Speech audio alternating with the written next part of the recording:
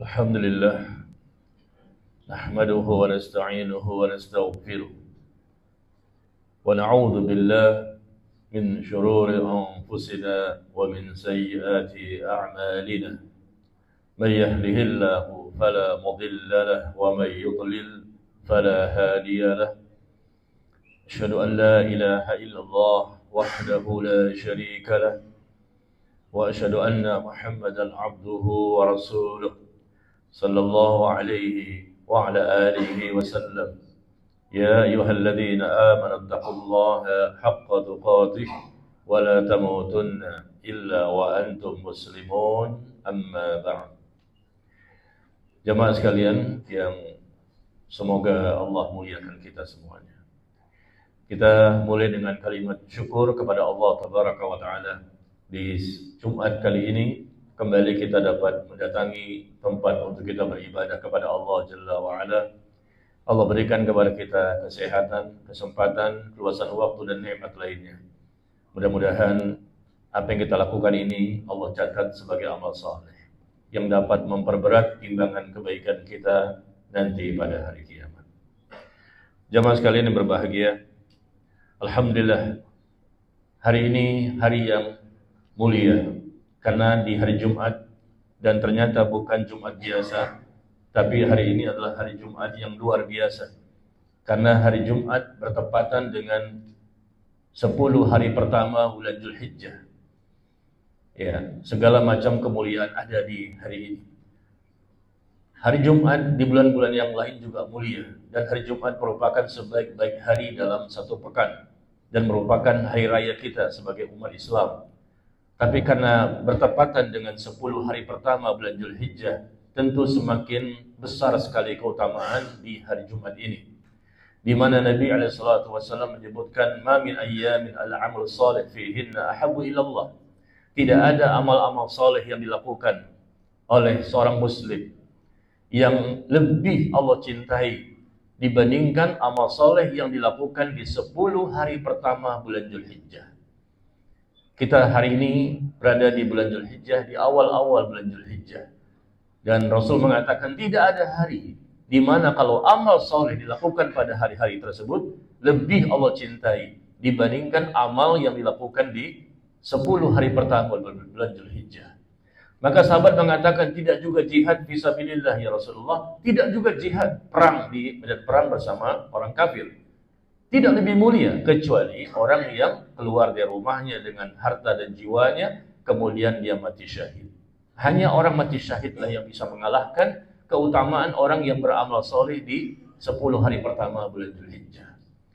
Maka beruntunglah kita, karena hari ini kita berada di 10 hari pertama bulan Zulhijjah. Kalau kita beramal soleh pada hari-hari seperti ini, dari tanggal 1 Zulhijjah sampai tanggal 10 Zulhijjah, maka dilipat gandakan pahala. Dan bagi orang yang berbuat dosa, akan dilipat gandakan dosanya. Maka kita mulai tanggal 1 kemarin hari Rabu, dan nanti juga insya Allah kita akan berakhir raya tanggal 6 Juni, hari Jumat, ya, insya Allah di pekan yang akan datang. Maka kita berlomba-lomba untuk memperbanyak amal soleh.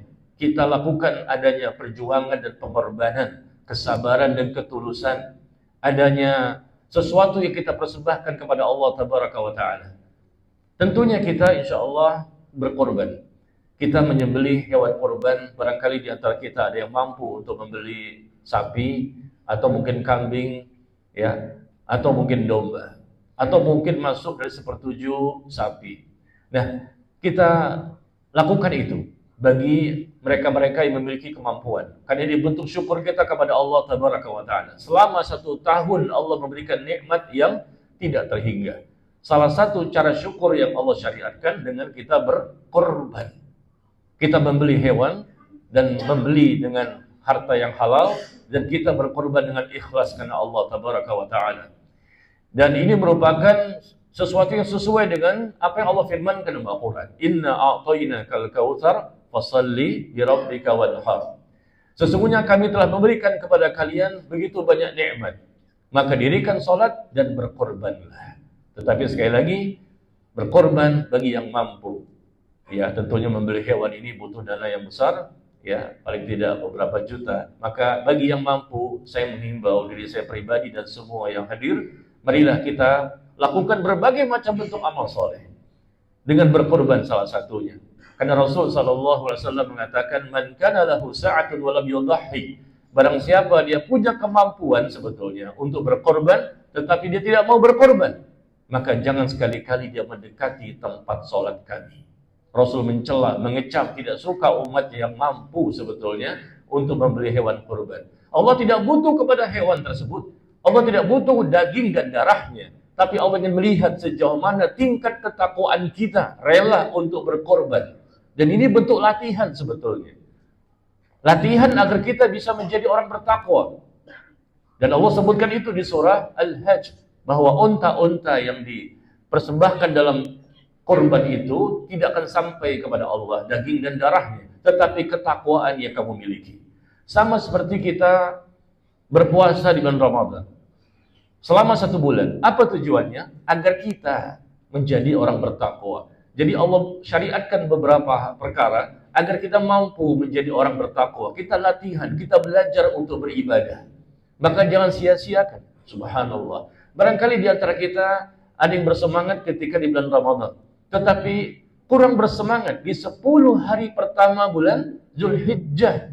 Padahal 10 hari pertama bulan Zulhijjah lebih utama dibandingkan hari apapun. Karena Nabi mengatakan afdhul ayyam fi hadhihi dunya, sebaik-baik hari yang ada di dunia ini selama setahun berapa hari? 365 hari. Hari yang terbaik selama 365 hari tersebut apa? 10 hari pertama bulan Zulhijjah. Rasul mengatakan demikian. Bukan Ramadan. Ramadan memiliki keutamaan. Ya, jelas. Malam yang terbaik, malam Lailatul Qadar. Hari yang terbaik, hari di 10 hari pertama bulan Zulhijjah. Banyak keutamaannya. Bahkan kita dianjurkan untuk berzikir mulai tanggal 1 kemarin sampai tanggal 10, bahkan sampai tanggal 13. Memperbanyak tahmid, takbir, tahlil. Allahu Akbar, Allahu Akbar, Allahu Akbar. La ilaha illallah, Allahu Akbar, Allahu Akbar, walillahil hamd. Bertakbir semenjak tanggal 1 sampai tanggal 10, sampai tanggal 13. Di masjid, di rumah, di kantor, tentunya dengan sesuai kemampuan kita. Di mobil, di motor, di mana saja kita bertakbir. Memperbanyak, maksudnya disunnahkan memperbanyak takbir atau bertahmid, subhanallah, walhamdulillah, wala ilaha illallah, wallahu akbar. Nah, ini sunnah yang banyak ditinggalkan oleh kaum muslimin. Mereka kalau mendengar orang bertakbir sekarang, belum lebaran, nanti tanggal 10. Padahal sunnahnya mulai tanggal 1 kita bertakbir. Dan sahabat Nabi SAW mencontohkan, yaitu Abu Hurairah dan Abdullah bin Umar radhiyallahu anhuma. Mereka bertakbir tanggal 1 dan mereka bertakbir di pasar untuk mengingatkan kaum muslimin yang sedang berkumpul di pasar agar mereka memperbanyak zikir kepada Allah tabaraka wa taala. Lalu kita juga bisa berpuasa sunnah mulai tanggal 1 sampai tanggal 9 Zulhijjah. Terutama tanggal 9-nya puasa Arafah, di mana dikatakan puasa Arafah cuma 1 hari. Dengan izin Allah dapat menghapus dosa-dosa setahun yang lalu dan setahun yang akan datang. Bagaimana kita tidak termotivasi? Berkumpul begitu banyak amal soleh yang luar biasa. Ada puasanya, ada sedekahnya, ada berzikirnya, ada juga membaca Qur'annya, memperbanyak ibadah salat sunnahnya, ada haji, ada umroh, ada kurban, ada salat Idul Adha-nya, dan lain-lain. Makanya ini 10 hari pertama ini merupakan sebaik-baik hari yang ada di dunia ini. Subhanallah. Maka jangan sia-siakan jemaah sekalian. Buktikan pengorbanan kita. Kita berkorban itu sebetulnya hakikatnya bukan semata-mata menyembelih hewan. Menyembelih hewan itu kita lakukan, tetapi hakikatnya, sejatinya bukan hewan yang Allah inginkan untuk kita sembelih, tapi kita diinginkan untuk menyembelih hawa nafsu kita. Allah melatih kita untuk menyembelih hewan. Kita keluarkan harta. Allah ingin melatih kita agar kita bisa menyembelih hawa nafsu kita, syahwat kita yang lebih besar untuk mencintai dunia dan tidak mencintai akhirat. Sebetulnya itu tujuan kita. Allah syariatkan adanya penyembelihan hewan kurban. Ketika seseorang itu berkorban, maka Allah uji bagaimana keimanannya, bagaimana kepasrahannya, bagaimana ketulusannya, bagaimana ketaatannya, bagaimana kesabarannya. Itu hakikat bagaimana Nabi Ibrahim alaihissalam dan putranya Nabi Ismail alaihissalam. Ya, bagaimana beliau ketika itu berkorban bukan lagi dengan hewan. Nabi Ibrahim dengan perjuangan capek letih lelahnya, beliau berhijrah, bahkan meninggalkan istrinya dan anaknya di kota Mekah pada waktu itu. Tidak ada penghuni gelap gulita, hanya sedikit perbekalan. Tapi ini perintah dari Allah. Dia meninggalkan istrinya Hajar dan anaknya masih bayi di kota Mekah. Subhanallah. Ini pengorbanan. Dan Hajar bertanya kepadanya, kenapa engkau tinggalkan kami di sini? Tidak ada makanan, tidak ada minuman yang banyak, sepi, tidak ada orang. Berkali-kali Hajar menanyakan kepada suaminya. Lalu Hajar mengatakan, apakah ini perintah Allah? Apakah ini perintah Allah? Sehingga engkau meninggalkan kami di sini? Kata Nabi Ibrahim, iya, ini perintah Allah agar meninggalkan engkau dan Ismail di kota Mekah. Kalau begitu, kata Hajar, kalau begitu, Allah tidak akan mungkin menyia-nyiakan kami. Masya Allah. Dilatih pengorbanan untuk dites, diuji keimanannya. Idzan, kalau begitu, Allah tidak akan menyia-nyiakan kami, kata Hajar. Maka Nabi Ibrahim pun meninggalkan istri dan anaknya di situ. Ini pengorbanan karena Allah memerintahkan. Nabi Ismail adalah seorang nabi dan rasul. Nabi Ibrahim seorang nabi dan rasul. Orang-orang yang mulia. Tapi Allah akan menguji siapapun hambanya. Bahkan semakin tinggi iman seseorang, semakin besar ujiannya. Nabi Ibrahim adalah Khalilullah, kekasihnya Allah. Allah tidak ingin dia mencintai yang lain, yang lebih besar dibandingkan cintanya kepada Allah. Semua orang bertakwa Allah mencintai. Semua Nabi dan Rasul Allah mencintai mereka. Tapi ada dua Nabi yang mendapatkan gelar Khalilullah, Khalilur Rahman, kekasihnya Allah, yaitu Nabi Ibrahim dan Nabi Muhammad sallallahu alaihi wasallam. Maka Allah menguji bagaimana kecintaannya. Karena Allah mencintai mereka dan dia pun mencintai Allah. Allah tidak ingin adanya kecintaan yang lebih besar pada dirinya. Begitu juga kita. Kita juga mencintai Allah, wajib. Walladzina amanu asyaddu hubban lillah. Dan orang-orang yang beriman, kata Allah, amat sangat besar rasa cintanya kepada Allah. Itu Allah sebutkan di surah Al-Baqarah. Orang yang beriman, betul-betul mukmin sejati, amat sangat besar rasa cintanya kepada Allah. Tidak mungkin dia mencintai yang lain yang lebih besar dibandingkan cintanya kepada Allah. Tetapi ketika diuji, Nabi Ibrahim bersabar. Luar biasa. Bukti pengorbanan yang sebenar-benarnya. Pasti dia bersabar. Nabi Ismail disampaikan kepadanya bahwa Allah telah memerintahkan ayahnya untuk menyembelihnya. Maka Nabi Ismail mengatakan, lakukan perintah Allah kepadamu, wahai bapakku. Nanti saya engkau akan dapatkan aku termasuk orang-orang yang bersabar. Ya Allah, ini bentuk pengorbanan yang sebenar-benarnya. Bukan sekedar hewan. Maaf ya, membeli hewan banyak orang yang bisa. Banyak orang kaya, bahkan miskin pun kadang-kadang berhutang sana sini. Masih banyak orang yang bisa membeli hewan. Tapi dengan adanya kurban yang Allah syariatkan kepada semua nabi dan rasul dengan umat yang masing-masing, wa likulli ummatin ja'alna mansakan liyadhkuru ismallahi 'ala ma razaqahum min bahimatil an'am. Kata Allah di surah Al-Hajj bahwa pada tiap-tiap umat dengan nabinya masing-masing kami syariatkan mereka. Semua umat disyariatkan untuk menyembelih hewan kurban. Ada apa ini? Karena Allah inginkan mereka tidak menjadi orang yang sangat terlalu mencintai dunia. Mereka rela untuk mengeluarkan hartanya. Mereka rela untuk berkorban. Berkorban waktunya, tenaganya, pikirannya, hartanya, bahkan jiwanya. Demi untuk meraih cinta Allah tabaraka wa ta'ala. Bukankah Allah mengatakan, Qul inna salati wa nusuki wa mahyaya wa mamati lillahi rabbil alamin. Katakanlah sesungguhnya salatku, ibadahku, hidupku dan matiku untuk Allah tabaraka wa ta'ala. Maka jemaah sekalian, ayo kita berkorban. Dan berkorban ini sekali lagi, bukan hanya kita mengandalkan seakan-akan, saya sudah berkorban, saya sudah beli hewan kambing 1 ekor atau 2 ekor, saya sudah ikut seperti jauh sapi. Seakan-akan kita sudah berkorban yang sebenar-benarnya, belum. Allah inginkan kita berkorban sampai mati. mengorbankan jiwa kita, harta kita, waktu kita, tenaga kita, pikiran kita, apa saja untuk meraih cinta Allah dan ridho Allah. Wa minan nasi may yashri nafsahu ibtigha'a mardatillah. Dan di antara manusia, kata Allah, ada orang-orang yang mengorbankan dirinya untuk meraih ridho Allah. Ada di antara manusia seperti itu. Ayat ini berkaitan dengan seorang sahabat bernama Suhaib bin Sinan Ar-Rumi radhiyallahu taala anhu. Beliau dilarang oleh orang-orang kafir Quraisy untuk meninggalkan Mekah menuju ke Madinah. Dilarang, nggak boleh mengikuti berhijrah bersama Rasulullah.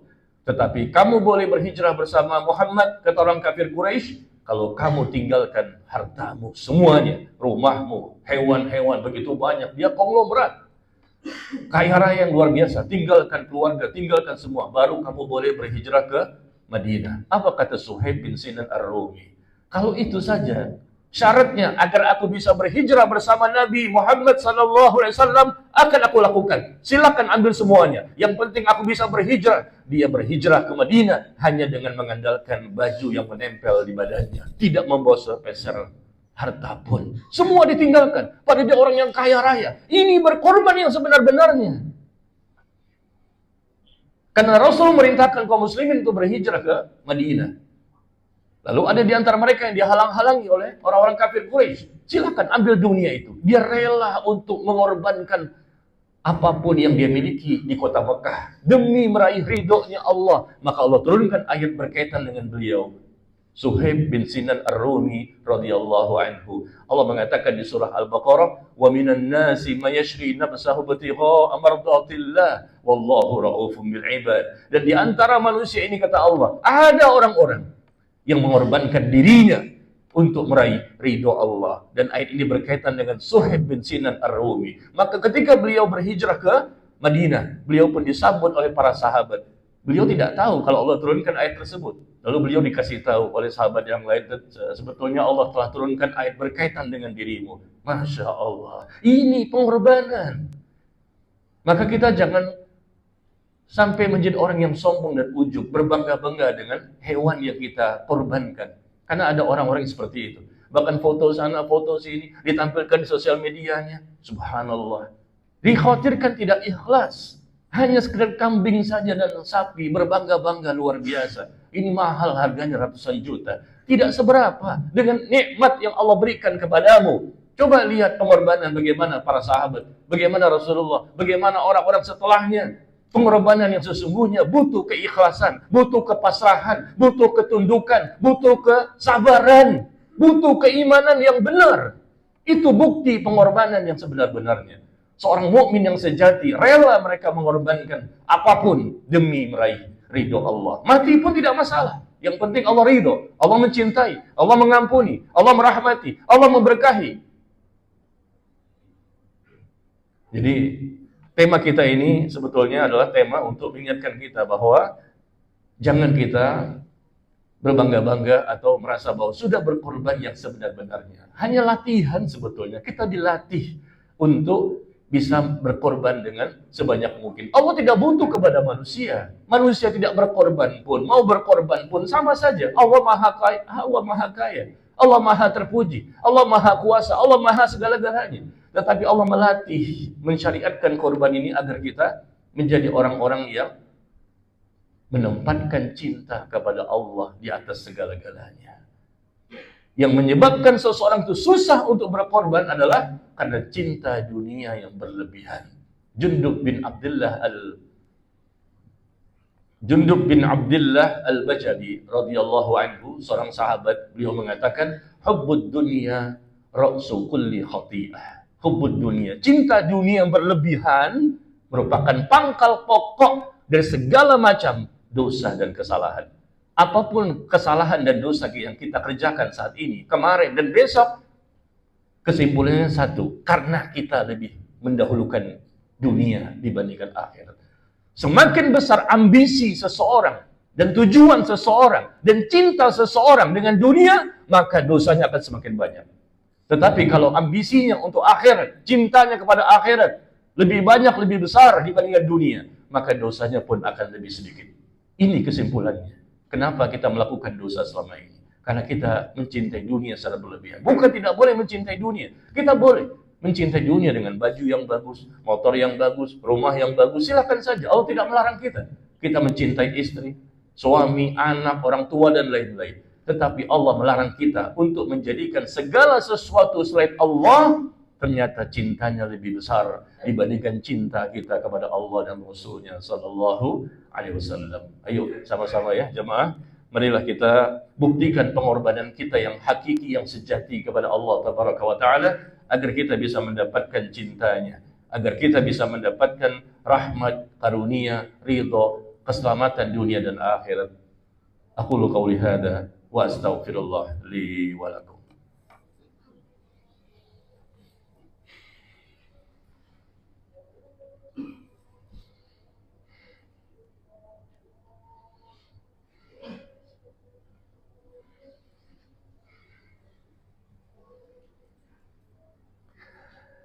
Alhamdulillah, hamdan katsiran thayyiban mubarakan fihi kama yuhibbu rabbuna wa yarda. Wa nusalli wa nusallim ala nabiyyina Muhammad wa ala alihi wa ashabihi ajma'in, amma ba'd. Jemaah sekalian, sedikit lagi yang ingin disampaikan oleh khatib pada kesempatan kali ini, yaitu berkorban dengan kita jangan ngeyel, jangan membantah, mengingkari dan mendustakan apa yang Rasul ajarkan kepada kita.